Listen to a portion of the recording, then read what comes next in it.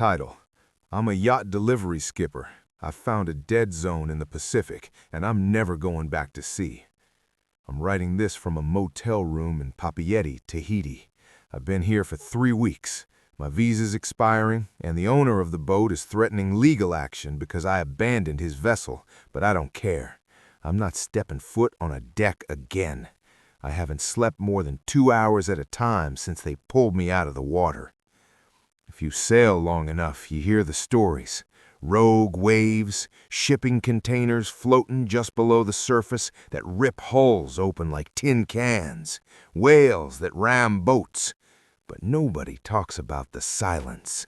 Nobody talks about the spots on the map that the satellites don't watch closely enough. I need to get this down while the memory is still sharp, before the whiskey dulls the edges too much. Or maybe I need to get it down so I can forget. Here is what happened to the Aeolus. The job. I've been a delivery skipper for 15 years. Rich guys buy boats in San Diego or Panama and want them sailed to the South Pacific for their vacation season, but they don't want to do the 3-week slog across the open ocean themselves. That's where I come in. I sail the boat. They fly in with their cocktails when it's docked.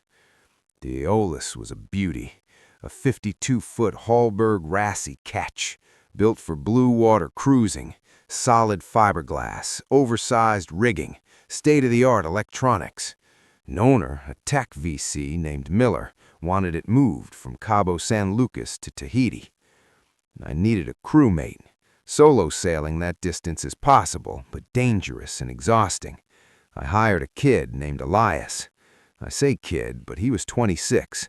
He had good references, had done the Pacific Cup twice, and seemed eager.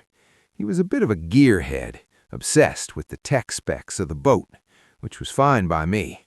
I'm old school. I trust paper charts and a sextant. He trusted the screens. We made a balanced team. We left Cabo on a Tuesday under perfect conditions. 15 knots of wind from the northwest, following seas. The first week was the kind of sailing you dream about. The boat hummed. Elias and I got into a rhythm. Watch schedules were 4 hours on, 4 hours off. We ate freeze-dried meals, drank instant coffee, and watched the sunsets bleed into the water. It wasn't until day 11 that things went wrong. The dead zone. We were roughly 1,200 nautical miles from the nearest land. The emptiness out there is hard to explain to someone who hasn't seen it. It's not just flat, it's heavy. The horizon is a perfect 360-degree prison line. The wind died around 4 hours. That's not unusual near the equator. The doldrums, the ITCZ, are famous for it. But this was instant.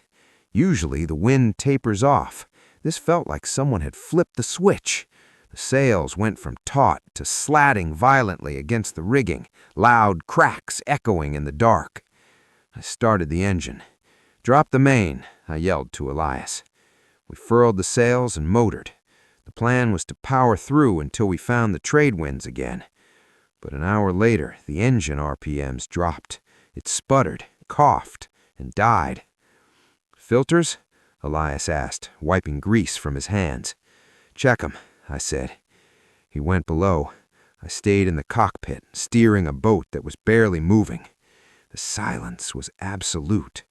Usually there's the sound of water lapping against the hull, the wind in the wires, the creak of the boom. There was nothing. The water was glass, not a ripple. It looked like black oil. Elias popped his head up. "Filters are clean, impeller's fine. It just won't turn over.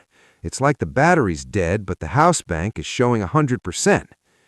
"Try the sat phone," I said. "Let's download a weather grid file." Elias went to the nav station. A minute later, he called out, his voice tight. No signal. "We have an Iridium Go, Elias. It works everywhere." "It says no network. And the GPS. Cap, come look at this." I went down below. The Raymarine chart plotter, a screen that usually shows our position with pinpoint accuracy, was black. Not off, just displaying a black screen. "Reboot it," I said. I did, 3 times. I looked at the backup handheld GPS. It was searching for satellites. It just kept blinking, searching. "Magnetic compass?" I asked. We went back on deck to the binnacle. The compass, usually a floating ball in liquid, was spinning, slowly, lazily, clockwise, round and round. We were dead in the water. No engine, no electronics, no GPS, and the compass was useless. "We're fine," I lied. "We have water, we have food, the wind'll pick up." Day 13. The mirror. 2 days of drifting. We hadn't moved. I threw a wood chip off the bow on the first morning. By sunset, it was still floating right next to the hull. The ocean had changed. It wasn't just calm, it was viscous. The water looked thick. When I scooped a bucket to flush the head, the water didn't splash. It poured like syrup. It smelled wrong, too, not the clean, salty smell of the Pacific. It smelled metallic, like ozone and copper. Elias was handling it poorly. He spent hours staring at the depth sounder. Even though the rest of the electronics were fried, the depth sounder, which bounces a sonar ping off the bottom, had flickered to life. We were over the abyssal plain. The water should have been 15,000 feet deep. The sounder should have read ... because it can't read that deep. Instead, it read 400 feet. "It's a glitch," I said, eating my ration of crackers. "It changed to 390 an hour ago," Elias whispered. He hadn't shaved and his eyes were rimmed with red. "Cap, we're over a seamount. We could anchor." "There is no seamount here," I snapped. I showed him the paper chart. "Look, we're in the middle of the basin, nothing but deep water for 1,000 miles. "The chart is wrong," he muttered. That night, the fog rolled in. It wasn't normal fog. It was a low-hanging greenish mist that hovered about 10 feet off the water. It dampened sound even further. If I tapped my wedding ring against the stainless steel wheel, the sound died instantly, swallowed by the air. I took the 0 to 400 watch. Elias was sleeping below. Around 2 o'clock, I heard the splash. It was distinct, heavy, like a diver entering the water perfectly. "Elias?" I called out, heart hammering. I thought he'd fallen overboard. I scrambled to the lifeline and shone my flashlight into the black, oily water. Nothing. "Elias!" I screamed. "I'm here." I spun around. Elias was standing in the companionway hatch. He was asleep. His eyes were open, but they were unseeing, pupils dilated to the rim. "Did you hear that?" I asked. "They are knocking," he said. His voice was flat, monotone. "Who?" "The crew of the Iron Duke." I froze. I'm a history buff. The Iron Duke was a steamer that vanished in the 1920s. "Elias, wake up," I said, grabbing his shoulder. He blinked, and the soul seemed to rush back into his body. He gasped, pulling away from me. "What? What happened? Why are we on deck?" "I said you were sleepwalking." He looked at the water. He looked terrified. "Cap, I had a dream. I dreamt the bottom was rising up to meet us." I looked at the depth sounder in the cockpit. 250 feet. Day 15. The bioluminescence. The heat became unbearable. The sun beat down through the haze, but it didn't burn off the fog. The air temperature was hovering around 100 degrees Fahrenheit, and the humidity was 100%. Everything was damp. The sheets, our clothes, the wood. Mold started growing on the leather cushions in the salon within hours. We were rotting. Elias stopped eating. He spent his entire time watching the water. "It's not right," he kept saying. "Look at the wake." "We don't have a wake, Elias. We aren't moving." "No, look." I looked. Deep down, maybe 50 feet, there were lights. Bioluminescence is common. Green sparkles in the wake, dolphins leaving trails of fire. This was different. These were geometric shapes, perfect squares and triangles of violet light pulsing in a slow rhythm. Thrum, thrum, thrum. I could feel a vibration in my teeth, a low-frequency sound on the edge of hearing. "They're scanning us," Elias said. He was smiling now, a frantic, wide smile. "Get below," I ordered. "No, watch." Elias grabbed a wrench from the cockpit locker. Before I could stop him, he leaned over the side and banged the wrench against the hull. Clang, clang, clang. The violet lights beneath us stopped pulsing. Then all of them turned red. The water around the boat began to boil, not with heat, but with bubbles. Massive bubbles of gas were rising from the depths, bursting around the hull. The smell of rotten eggs, sulfur, was overpowering. "Start the engine!" Elias screamed, suddenly panicked again. "Start it!" I keyed the ignition. To my shock, the engine roared to life. The vibration felt like salvation. I slammed the throttle forward. The prop bit into the water. I watched the GPS. It flickered on. Speed, 6.5 knots. "We're moving!" I yelled. "Get the compass course!" Elias didn't answer. He was staring at the stern. "Cap," he croaked, "we're doing 6 knots, but we're not leaving it behind." I looked back. The patch of boiling red-lit water was moving with us. It was matching our speed perfectly, and it was getting bigger. And then the depth sounder alarm began to scream. Depth, 50 feet, 40 feet, 30 feet. "Hard to port," Elias yelled. I spun the wheel. The boat heeled over. We hit something. It wasn't rock. It wasn't a reef. It felt soft. The boat shuddered, coming to a dead halt from 6 knots. I was thrown forward into the binnacle, cracking a rib. The engine stalled. Silence returned. We weren't floating anymore. The boat was resting on something. I grabbed the heavy-duty flashlight and shined it over the side. We weren't on land. We were resting on a mass of meat.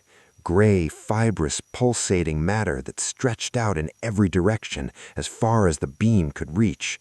It looked like brain tissue, magnified 1,000 times. It was wet and glistening, and it was breathing. The entire island we had run aground on was rising and falling. "Oh, God," Elias whispered. "Oh, God. Oh, God. Get the flare gun," I said. My voice sounded like a stranger's. "And the life raft." "We can't use the raft, Cap. There's no water to put it in." He was right. We were beached on a living organism in the middle of the Pacific Ocean. Then the absorption began. I heard the fiberglass cracking. I looked down at the deck. The gray matter was oozing up through the scuppers, over the rail. It was acidic. Where it touched the gel coat, the boat fizzed and melted. It was digesting the Aeolus. "We have to climb the mast," I said. "Get up the rig." We scrambled up the mast steps. I made it to the first spreader, 20 feet up. Elias was right behind me. Below us, the boat was being consumed. The gray slush poured into the cockpit, dissolving the teak, the wheel, the winches. It moved fast. In 10 minutes, the deck was gone. The hull was buckling. "What is it?" Elias was sobbing. "What is it?" Then the voice came. It didn't come from the air. It came from inside my skull. It sounded like 1,000 voices speaking at once, overlapping, distorted. "We are the collective. Biological matter detected. Integration imminent." "Get out of my head!" Elias screamed. He was holding his ears, swaying on the thin metal spreader steps. "Elias, hold on!" I grabbed his harness. "Do not resist. The memory must be preserved." The mast gave a groan. The base of the mast, down in the keel, was being dissolved. The whole rig shifted. "Cap?" Elias looked at me. His eyes were clear again, sad. "I can hear them singing. Don't listen. It's beautiful. They have everyone down there. Sailors, pilots, whales. They're all part of it. Elias, don't you do it." "I have to see." He unclipped his safety tether. "No!" I lunged for him, but the sudden movement rocked the dying boat. Elias stepped off the spreader. He didn't scream. He fell 20 feet down into the writhing gray mass that had consumed the cockpit. He didn't splash. The matter just opened. It accepted him. I watched as his face remained on the surface for a second. He wasn't in pain. He looked peaceful. And then his skin began to turn gray. His eyes dissolved. His mouth opened, and the gray sludge poured in. In seconds, he was gone. He was part of the floor. I was alone, perched on an aluminum pole sticking out of a monster the size of a city. The voices got louder. Integration 50% complete. Acceptance required. I pulled my knife. "Come and get me, you fuckers!" I screamed at the dark. I climbed higher, to the very top of the masthead. I strapped myself in so tight my legs went numb. I had the EPIRB in my pocket. I activated it. I knew it probably wouldn't work. The satellites were blind here. I waited to die. I watched the boat disappear. First the hull, then the boom. The gray sludge crept up the mast. I could hear the aluminum sizzling. 30 feet left. 20 feet left. I closed my eyes. I thought about my wife. I thought about the smell of rain on pavement. I tried to fill my mind with anything other than the static buzzing in my brain, telling me to join, join, join. And then light. Blinding white light. I thought it was the end. I thought I was dead. Then I heard the horn, a foghorn, deep, mechanical, and loud enough to rattle my bones. I opened my eyes. Through the mist, a wall of steel was cutting through the water, a container ship, massive, a Maersk Sentosa. It was plowing through the gray matter. The ship was so huge, its momentum was tearing the biological island apart. I saw chunks of the gray flesh flying into the air as the bow wave hit it. The monster screamed, a sound that shattered the glass in my watch face. The wake of the ship created a tsunami of water that washed over the gray sludge. The salt water seemed to burn it. It recoiled. The mast of the Aeolus, now unmoored and dissolving, toppled over. I hit the water, real water, cold, salty water. I swam toward the lights of the ship. I swallowed mouthfuls of brine. I kicked until my muscles seized. They saw my strobe light. It took them an hour to turn that behemoth around, but they did. The aftermath. The crew of the Maersk Sentosa fished me out. They said I was delirious. They said I was screaming about the meat and the integration. They found no trace of the Aeolus, no trace of Elias. Here is the official report. Vessel lost due to catastrophic hull failure. One crew member lost at sea. Survivor suffered dehydration and acute psychological trauma. They think I killed him, or that we took drugs, or that I'm just crazy, but I know what I saw. Yesterday, I went to the beach here in Tahiti. I just wanted to look at the horizon. I stood in the surf, the water washed over my feet, and for a second, just a second, the foam didn't look like foam. It looked gray, it looked fibrous, and I heard a voice, faint like a whisper under the roar of the waves.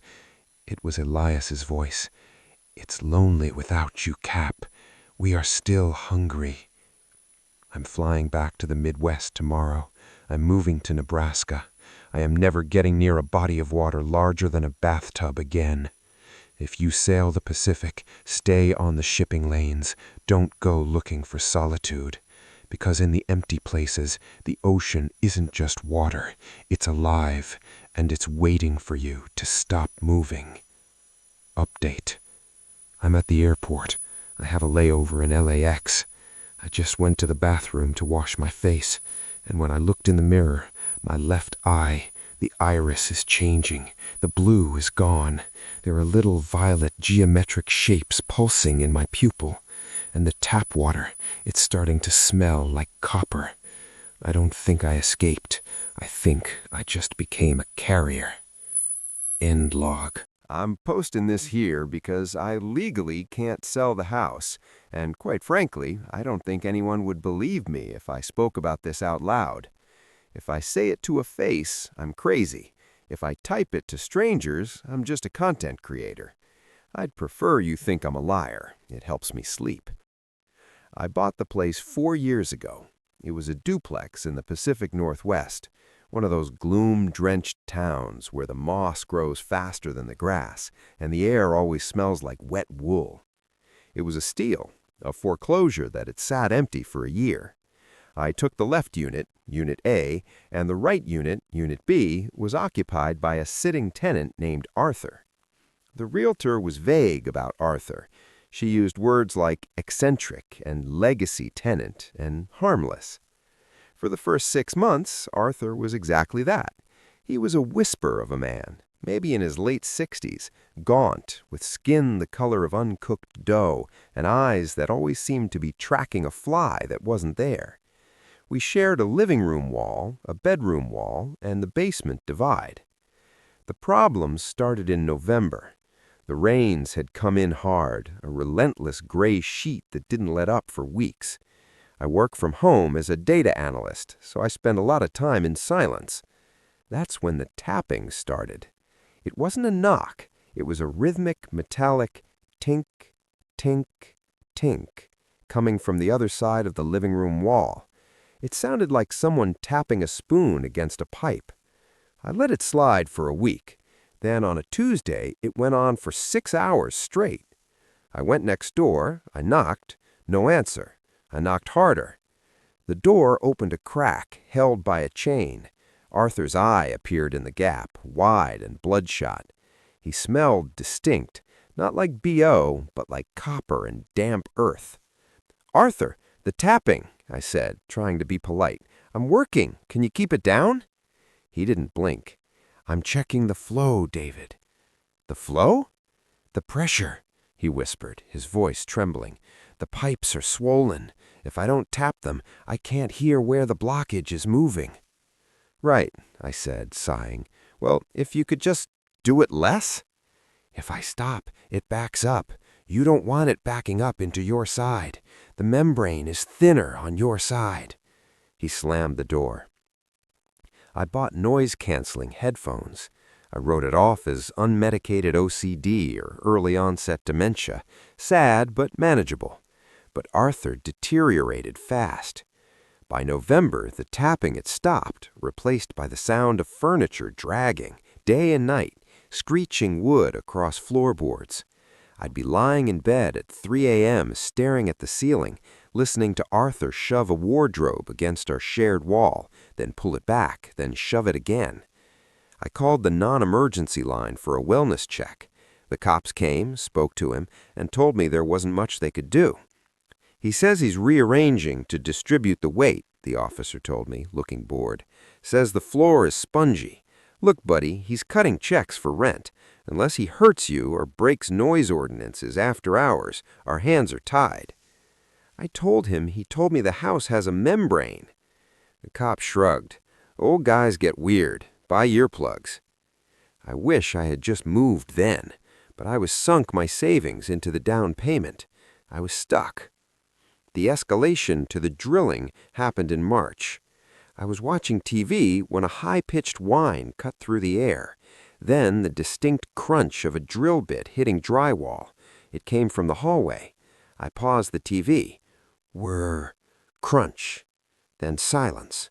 Then 2 feet to the left. Whir, crunch. I went out to my hallway. I put my hand against the shared wall. I could feel the vibration. He wasn't hanging pictures. He was drilling row after row of holes. I pounded on the wall. "Arthur, stop it!" The drilling stopped immediately. Then a voice, muffled by the drywall but terrifyingly close, spoke right against the plaster on the other side. He must have been pressing his lips to the wall. "It's breathless, David. It can't breathe. I'm giving it pores." I slept at a hotel that night. When I came back the next day, there was a note taped to my front door. It was written on the back of a grocery receipt in frantic, jagged handwriting. "Do not drink the water. I heard the stomach rumble last night. It's digesting something big. If you drink the water, you let it in." I confronted him in the driveway that afternoon. He looked terrible. He had lost 20 pounds. His clothes were covered in white drywall dust, making him look like a ghost. He was holding a stethoscope, a legit medical stethoscope. "Arthur, you're destroying the property," I snapped. "I'm calling the landlord. I'm calling the city."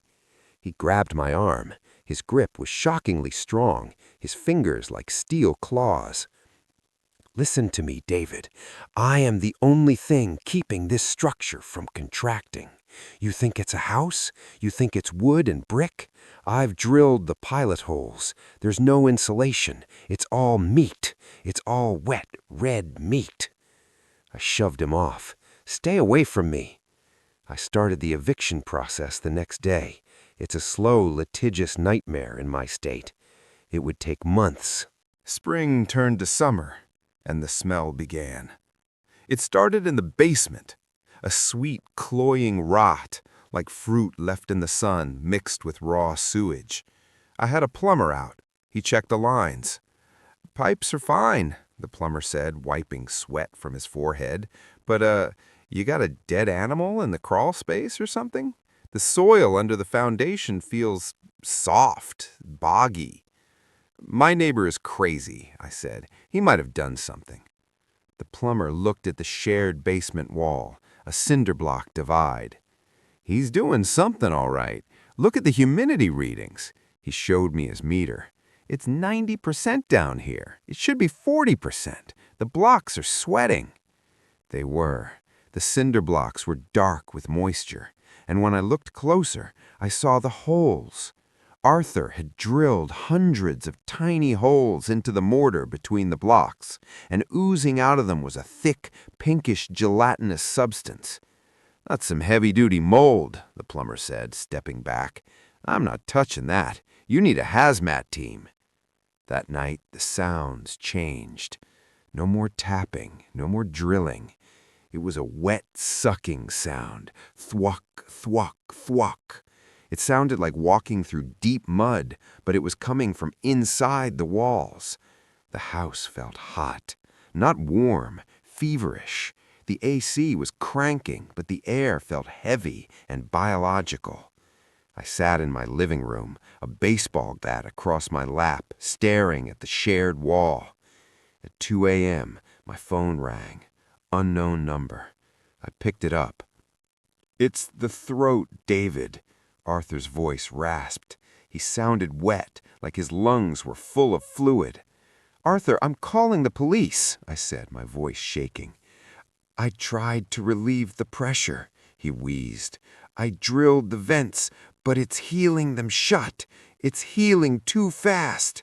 It's angry that I poked it. It's going to swallow, David. Get out." "Arthur?" "In the throat. I'm sorry. I tried to wedge it open." Then I heard a sound that will stay with me until I die.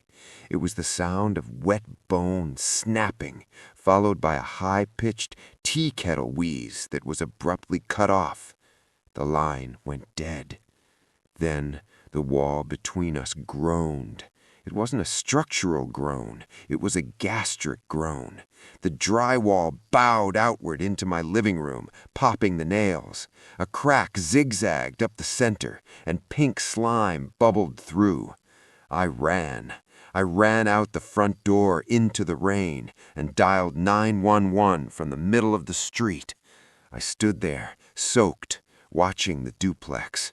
From the outside, it looked normal, but I could see the windows of Arthur's unit.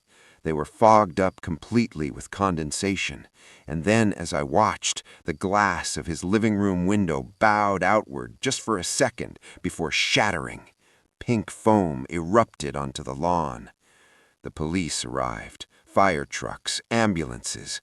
They kicked down Arthur's door. I waited by the ambulance, wrapped in a shock blanket. I expected them to drag out a body. I expected a murder scene. After 20 minutes, the captain came over to me. He looked pale. He took his hat off and rubbed his head. "Is he dead?" I asked. "He's not there, son." "What?" "The unit is empty, son. But, look, we need to get a structural engineer out here. The place isn't safe." "What did you find?" He hesitated. "The interior walls, they're gone. It looks like he stripped the place to the studs, but the studs, they're covered in this fungus. Massive overgrowth. It filled the whole space. We can't find the guy. We think maybe he's buried under the debris in the basement." They condemned the building that night. I moved into a motel. For weeks, I dealt with insurance adjusters and city officials. They declared it a biohazard anomaly. They said Arthur had been hoarding organic waste, which created a supermold that ate the cellulose in the walls. That was the official story. Arthur was listed as a missing person. They assumed he wandered off and died in the woods. I went back one last time 3 days ago. The city had cleared me to retrieve personal items from Unit A before they demolished the whole structure. I walked into my living room. The smell was gone, replaced by the scent of bleach and industrial cleaner. The shared wall had been stripped of drywall by the hazmat team to ensure the mold hadn't spread to my side. I was packing my books when I saw it. On the floor, near where the wall used to be, was a notebook. It must have slid under the baseboards from Arthur's side when the wall was removed. It was a write-in-the-rain field journal. I sat on the floor and opened it.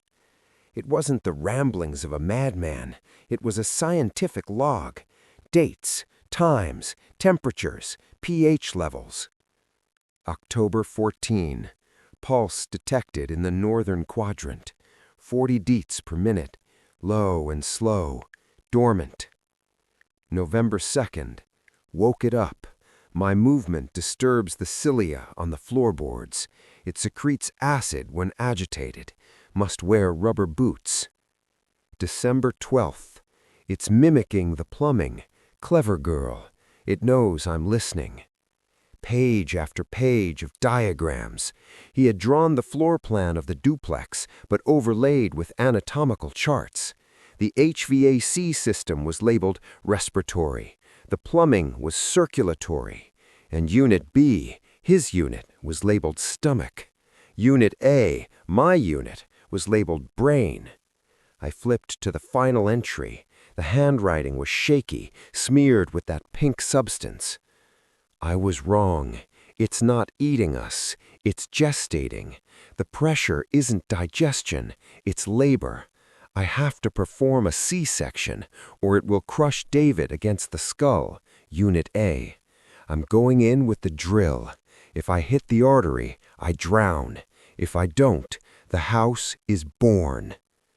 I closed the book. I looked at the stripped studs of the shared wall.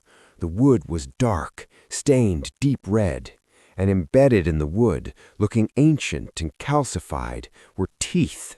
Thousands of human teeth growing out of the wood grain like knots in a pine board. I left the book. I left my things. I got in my car, and I drove until the gaslight came on. The demolition was scheduled today. I checked the news this morning. They tried to bulldoze it. The report says the excavator malfunctioned. The hydraulic arms snapped. The operator claimed the bucket got stuck on the roof. But there's a photo on the local news site, a drone shot of the half-demolished house. If you squint, if you look at the wreckage of timber and insulation where the roof caved in, it doesn't look like debris. It looks like a placenta. And the hole in the ground where the basement used to be, it's empty. Whatever Arthur delivered is gone, and I think it knows my scent. Last night, in my new apartment 3 towns over, I heard a sound. Just a soft, rhythmic tink, tink, tink, coming from the pipes behind my bathroom mirror.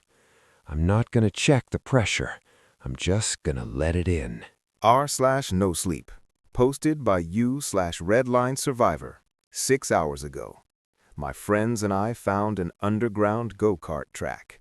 The race hasn't ended for all of us. I'm writing this because I need a record. I've already given my statement to the police, and I can tell by the way the detective looked at me, that pitying, this guy's in shock and hallucinating look, that they aren't going to do anything. They're treating it as a tragic accident involving urban exploration and structural collapse. But I know what I drove, and I know what chased us. If you live in the Rust Belt, you know the kind of industrial decay I'm talking about. Massive skeletal warehouses that span entire city blocks, windows shattered like jagged teeth, parking lots reclaiming their territory with weeds and cracked asphalt. It's where my buddy Tyler loved to go. He was an adrenaline junkie, the kind of guy who saw a condemned sign as an invitation. It was Tyler's bachelor party last weekend. He didn't want strippers or Vegas. He wanted high octane, as he put it. There were 4 of us, me, David, Tyler, Sarah, the groomswoman and Tyler's best friend since kindergarten, and Marcus. Tyler found the place on some obscure gearhead forum. It wasn't on Google Maps. It was just called The Circuit. The post promised unrestricted carts, no governors, no safety briefings, and a track layout that changed weekly. It sounded illegal as hell, which was exactly why Tyler wanted to go. We drove out at 9 p.m. The GPS took us into the deep industrial district, where the streetlights hummed with a dying orange glow, and half the bulbs were burnt out. We pulled up to a massive corrugated metal warehouse. There was no signage, just a single heavy steel door propped open with a cinder block, bleeding fluorescent light onto the wet pavement. "This looks sketchy, Ty," Sarah said, leaning forward from the back seat. "Like wake up in a bathtub without kidneys sketchy." "Relax," Tyler grinned, killing the engine. "It's underground racing. It's supposed to be gritty. That's how you know the carts are fast." We walked inside. The smell hit me first. Not just gasoline and rubber, which I expected, but something metallic and old, like ozone and stagnant water. The space was cavernous, high ceilings lost in shadow, and in the center, a chaotic track built from concrete jersey barriers and stacks of old tires. The lighting was weird, old sodium vapor lamps that gave everything a sickly yellow tint. A guy was standing behind a makeshift counter built of oil drums and plywood. He looked like he'd been dipped in 10W30 motor oil, greasy coveralls, skin smeared with grime, and eyes that seemed too bright for the dim room. "4?" he asked. His voice sounded like gravel in a blender. "Yeah, 4 for the Iron Man package," Tyler said, referencing the forum post. The guy didn't smile. He just reached under the counter and slapped a clipboard down. "Sign. Cash only. 200 ahead." "Steep?" Marcus muttered. "Fast," the guy replied. We signed. I remember looking at the waiver. It wasn't the usual legal jargon. The text was dense, typed on a typewriter, the ink bleeding into the cheap paper. I skimmed it. Something about waiver of liability regarding physical, psychological, and temporal displacement. I chuckled. Temporal displacement? They were really selling the extreme vibe. We handed over the cash. The guy pointed to a row of lockers. "Phones, wallets, keys. Nothing loose in the carts. You lose it on the track, it belongs to the track." We stripped our pockets. I hesitated with my phone, glancing at the signal. No service. I shoved it in the locker. The guy led us to the pit lane. The carts were absolute beasts. They weren't the plastic bumpered lawnmowers you ride at fun centers. These were stripped-down frames, exposed engines, jagged welding, and tires that looked wide enough for a Formula One car. They were painted a matte, light-absorbing gray. No numbers. "Helmets," the guy grunted, pointing to a rack. I grabbed one. It smelled of mildew and old sweat. When I pulled it on, the visor was scratched, blurring my vision slightly. 50 laps, the guy said. He was holding a remote control. "Green light, you go. Red light, you stop. Do not get out of the cart unless the building is on fire. Even then, think twice." He walked over to a breaker box on the wall and flipped a switch. The engines didn't start with a pull cord. They roared to life simultaneously, triggered remotely. The sound was deafening. It vibrated in my teeth. The idle was rough, aggressive. I climbed into the third cart. The seat was hard plastic, bolted directly to the frame. There was no seatbelt. I gripped the steering wheel. The rubber was tacky, sticky. Above the track, a singular traffic light hung from a chain. Red, yellow, green. Tyler shot off first, tires squealing. Marcus followed, then me, then Sarah. The first 10 laps were incredible. Tyler wasn't lying. These things were terrifyingly fast. The acceleration snapped my head back. The steering was heavy but precise. We drifted corners, inches from the concrete barriers. The world narrowed down to the yellow-tinted track and the bumper in front of me. It was pure, unadulterated flow state. Around lap 15, I noticed something odd. The track layout seemed to stretch. There was a hairpin turn I had taken 14 times. It was a tight right, followed by a short straight. But on the 15th time, the straight was longer. I floored the gas, expecting the next turn, but the concrete walls just kept going. I checked my speed. I was maxed out, the engine screaming, but the turn didn't come for a solid 10 seconds. When I finally hit the braking zone, I nearly spun out. I saw Marcus ahead of me, his helmet frantically looking left and right. By lap 20, the sodium vapor lights began to flicker out one by one. The warehouse grew darker. The only illumination came from the sparks flying off our chassis as we scraped the barriers, and a faint, bioluminescent green glow coming from the digital lap counter mounted high on the wall. 30 laps remaining. I tried to pull up next to Marcus to signal him, maybe ask if we should pit. I gunned the engine, pulling alongside. I looked over. Marcus wasn't looking at the steering wheel. He was looking at his wheel. He was screaming. I couldn't hear him over the engines, but I could see his visor fogging up with the intensity of it. He was yanking at the wheel, trying to turn into the pit lane entrance we were passing. The cart didn't turn. My stomach dropped. I tried my own brakes. The pedal went to the floor. Nothing. I let off the gas. The engine didn't decelerate. The RPM stayed pinned at the red line. We weren't driving anymore. We were passengers. The carts accelerated. We were moving faster than should have been possible indoors. The wind was a physical weight against my chest. The walls became a gray blur. Then I heard it. It wasn't an engine sound. It was a sound like tearing metal, a high-pitched shriek that cut through the roar of our motors. I looked in my rearview mirror. There was a 5th cart. It was black, not painted black. It looked like a hole in the world. It absorbed the little light that remained. The driver was indistinguishable from the machine, a silhouette of jagged edges. And it was fast, impossibly fast. It slammed into Sarah, who was trailing in 4th. I saw her cart jump. The rear axle snapped. She spun out, hitting the concrete barrier at what must have been 50 miles an hour. "Sarah!" I screamed, the sound lost in my helmet. I expected her to bounce off, to come to a stop. But the wall didn't act like concrete. It rippled like water. Her cart and Sarah punched through the barrier and vanished into the darkness beyond the track. The digital counter on the wall blinked. 29 laps remaining.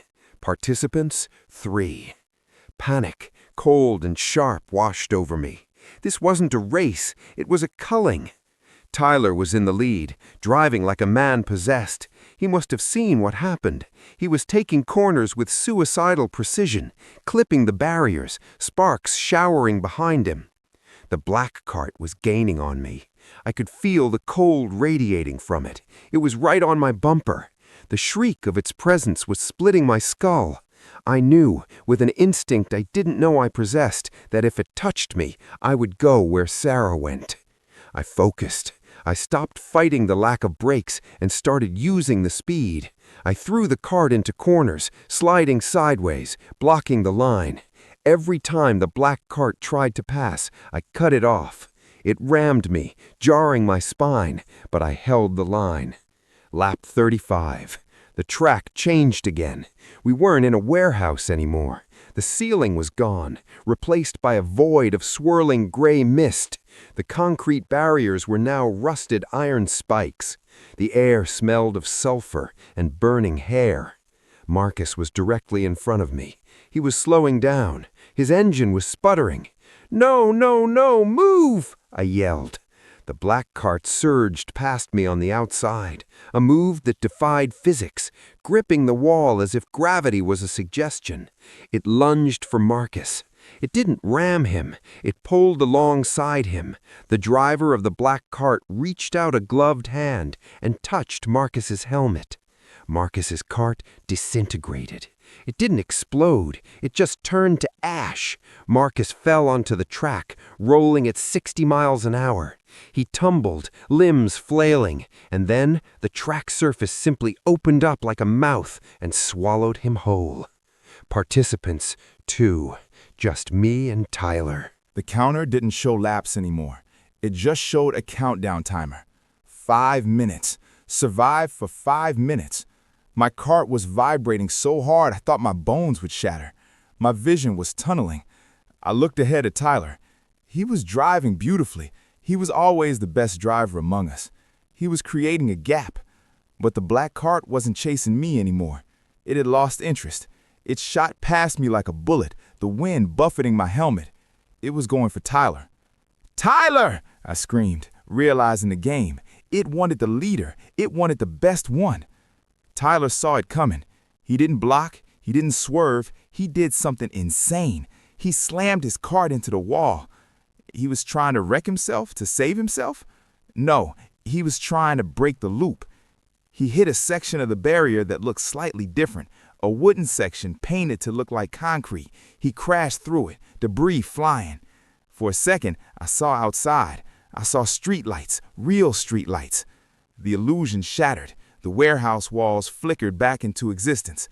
The black cart let out a sound like a dying animal and dissolved into black smoke. My cart's engine cut instantly. The brakes locked.